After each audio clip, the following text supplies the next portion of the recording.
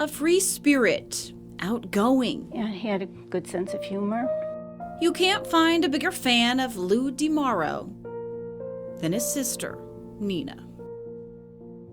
Well, my brother and I were close in age, and we've been best friends, as best as a brother and sister could be. He loved to play pool. Nina says Lou was always looking out for her. He loved me, even though he was younger. He was like the big brother, you know.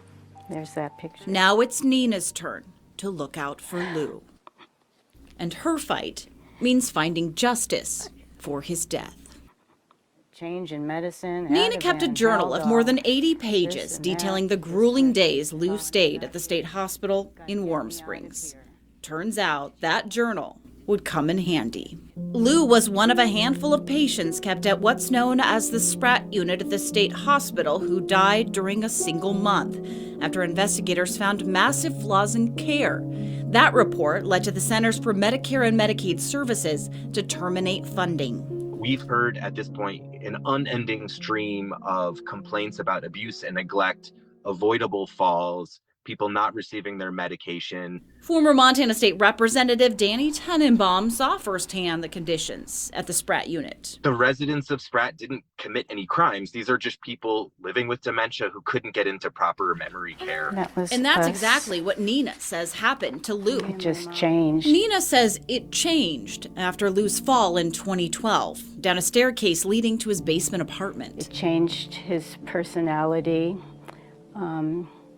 and just the way he perceived himself. After a stay in Lewistown and a Billings group home, Lou arrived at Warm Springs. It was from that point on that things started to deteriorate. Nina says her brother was heavily medicated and her calls to him rarely connected. He couldn't hold his head up. He couldn't move his arms. He couldn't hold a glass of water. He could a cup of water. He could at least have water. It was terribly, terribly upsetting. She says her concerns about her brother's care were dismissed. And then in August, It was awful. he died.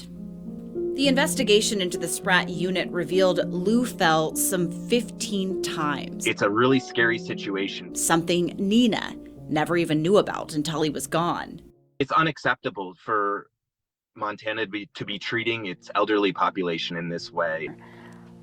I wanted people to know that my brother was a really good person who was going through a hard time.